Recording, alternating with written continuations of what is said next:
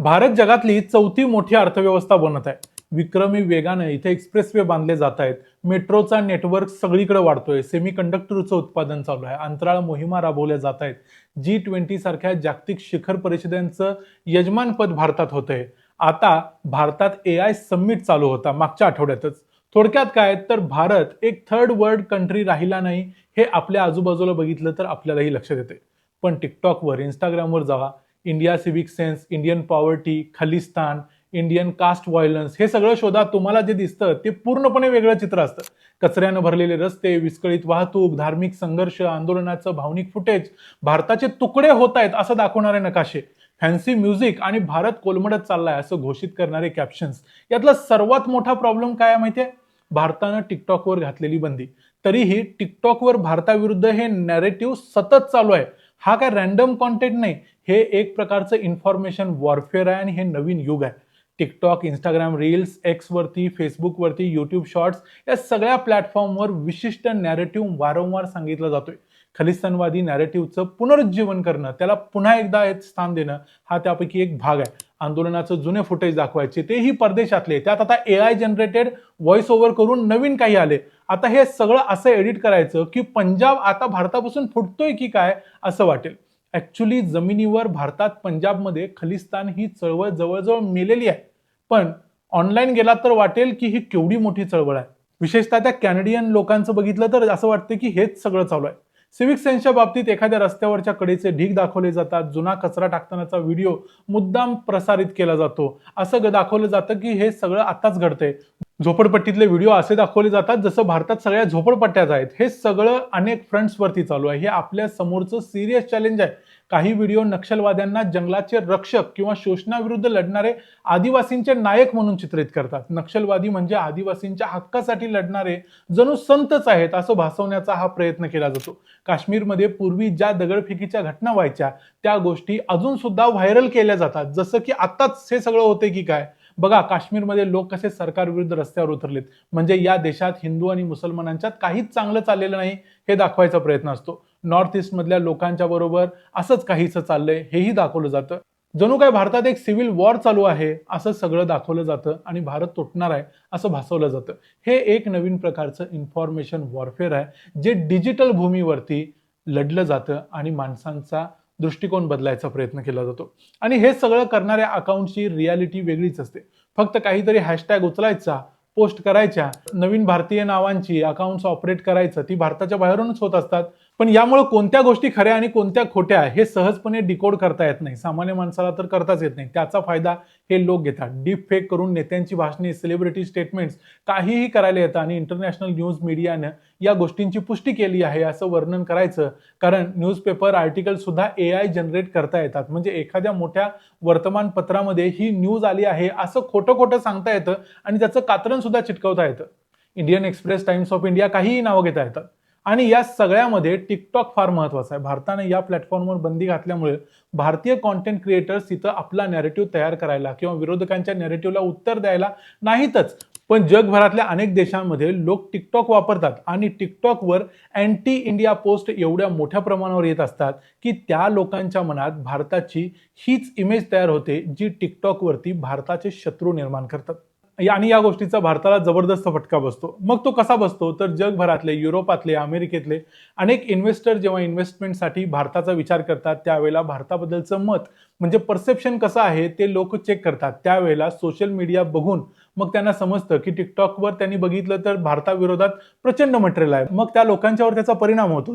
दुसरी गोष्ट, जे लोक टुरिस्ट म्हणून फिरायला भारतात येणार असतात त्यांना देखील या गोष्टींचा विचार करावा लागतो की भारत जर एवढा वाईट देश असेल तर तिथे मग फिरायला कशाला जा.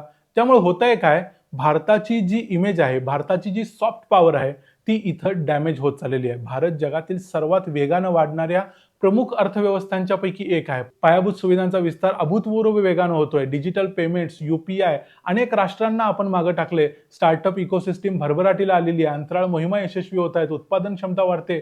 जागतिक शिखर परिषदा यशस्वीपणे आयोजित केल्या जात आहेत. राजकीय भारताचा प्रभाव देखील जगभर वाढलेला आहे, हे देखील आपण बघितलंय. आता AI समिटला 20 देशांचे प्रमुख आलेले होते. जगभरातले सगळे मोठे मोठे AI मधले स्टार्टअप वाले लोक आले होते. त्यामुळं हे गोष्टी आपल्याला सांगता आल्या पाहिजेत. आणि या गोष्टींना काउंटर करण्यासाठी आपण डिजिटल डिप्लोमॅसीचा वापर देखील करतोय. अनेक भारतीय news channels, portals fact check करत असतात, व्हायरल सत्य समोर आणत असतात, कुठलं खरं कुठलं खोटं हे शोधून काढत असतात. पण हे सगळं करेपर्यंत डिजिटल विश्वामध्ये काय आहे, संपूर्ण जगामध्ये भारताची इमेज ऑलरेडी डॅमेज झालेली असते. कारण मिस इन्फॉर्मेशन ज्या वेगानं पसरते त्या वेगानं खरा डेटा पसरत नाही. आणि इथेच हा चुकीचा प्रचार करणारे लोक यशस्वी होतात आणि जनसामान्य लोक, मग ते भारतातले असोत जगातले असोत, ते व्हेरीफाय न करता ते खरं आहे समजून पुढे जातात. मग यासाठी आपल्या लोकांना एज्युकेट करावं लागेल. यासाठी अशा प्रकारचा खरा आणि खोटा डेटा कसं सहजपणे ओळखता येईल, कसा त्याच्या मागचा इंटेंट ओळखू शकतील हे त्यांना सांगितलं पाहिजे. एखादा मीम फक्त हसण्यासाठी नसतो, तर तो एखाद्या देशाची प्रतिमा डॅमेज करण्यासाठी असतो, हे त्यांच्या लक्षात आलं पाहिजे. प्रो इंडियन इन्फ्लुएन्सर्स नागरिकांनी आपलं वागणं सुधारून एक पॉझिटिव्ह इमेज तयार करण्यासाठी प्रयत्न केले पाहिजेत. सोबतच इंस्टाग्राम, फेसबुक, एक्सचा वापर करून भारताची प्रतिमा जगासमोर आणली पाहिजे. मागच्या काही दिवसापूर्वी युरोपमध्ये आणि स्पेशली इटलीमध्ये किती गलिच्छ वातावरण आहे, किती कचरा आहे याबद्दलचे व्हिडिओ काही इंस्टाग्रामवर दिसले. त्याचा परिणाम इटलीच्या इमेजवर झाला. इटलीचं टुरिझम घटलं याच्या लगेचच काही दिवसात. विचार करायला लोकांनी सुरुवात केली. हे फक्त एका दुसऱ्या रीलमुळे होऊ शकतं, तर जिथं भारत नाहीच त्या टिकटॉकवरती भारताची काय बर्बादी केली जात असेल याचा फक्त विचार करा. आणि टिकटॉक आपण सोडून सगळं जग वापरतं आणि आपण टिकटॉकवर याचं उत्तर देऊ शकत नाही. आणि जे उरलेले प्लॅटफॉर्म्स आहेत तिथं भारताची इमेज डॅमेज करण्यासाठी आपले शत्रू राष्ट्रांचा प्रोपगंडा कायम चालू असतो. तो उडवून लावण्यासाठी देखील भारतीयांनी आणि भारतातल्या इन्फ्लुएन्सर्सनी प्रयत्न केले पाहिजेत. कारण 21व्या शतकातली युद्ध फक्त बॉर्डरवर लढली जाणार नाहीत. आता तुम्ही ती बघतायच, तर ती मोबाईलच्या स्क्रीनवर देखील लढली जातील आणि ती एखाद्या देशाला सायकोलॉजिकली नष्ट करायचा प्रयत्न करतील. भारतात अशा प्रकारच्या काही जबरदस्त गोष्टी ऑलरेडी होत आहेत. म्हणजे बघा, आपल्याकडे काही दिवसापूर्वी AI इम्पॅक्ट समिट पार पडलं. या अगोदर असं समिट फक्त UK, साऊथ कोरिया आणि फ्रान्समध्ये झालेलं आहे. भारत हे समिट होस्ट करणारा जगातला चौथा देश आहे आणि या समिटला देखील गलगोटिया युनिव्हर्सिटीमुळे काळा डाग लागला. पण त्यानंतर चीननं किती कांगावा केला आणि त्यानंतर खरी भारतीय संशोधनं किंवा रिसर्च किंवा AI जनरेटेड प्रोडक्ट्स जे या समिटमध्ये उपलब्ध होते, ते सगळेच एका या ओरायनमुळे झाकले गेले. सर्वम AI या AI टूलनं गुगल आणि ओपन AIला हरवलेलं आहे. अनेक भारतीय भाषांमध्ये जबरदस्त आउटपुट हे ॲप देतं. सर्वम AIनं चष्मे तयार केलेले आहेत. सर्वम काझे असं काहीतरी नाव आहे. ज्ञानी नावाचं व्हॉइस क्लोनिंग मॉडेल आलेलं आहे. एलेक्झिस नावाचा एक रोबोट आलेला होता. हे सगळं या AI समिटमध्ये होतं. विज्ञान तंत्रज्ञानातली भारतातली प्रगती जागतिक स्तरावर अधिक लक्ष देण्यास पात्र आहे. सकारात्मक विकासावर प्रकाश टाकणं गरजेचं आहे. कारण आंतरराष्ट्रीय स्तरावर मोठ्या प्रमाणावर फंडिंग केलेल्या नकारात्मक कथा अशा सहजपणे पसरतात. याला तोंड देण्यासाठी, भारताची खरी प्रगती मांडण्यासाठी आणि भारताची जागतिक प्रतिमा जपण्यासाठी सतत आणि डोळस प्रयत्न करणं अपेक्षित आहे आणि गरजेचं आहे. त्यामुळे तुम्ही जेव्हा अशा प्रकारचं कॉन्टेंट बघत असता, वाचत असता, पाहत असता सोशल मीडियामध्ये, त्यावर डायरेक्टली विश्वास ठेवू नका. हा कॉन्टेंट आपल्यापर्यंत नैसर्गिकरित्या आलेला नसून कुणीतरी तो मुद्दाम पसरवत असू शकतं. या गोष्टीची जाणीव स्वतः ठेवा, दुसऱ्यांनाही सांगा. या व्हिडिओमध्ये इथंच थांबूया.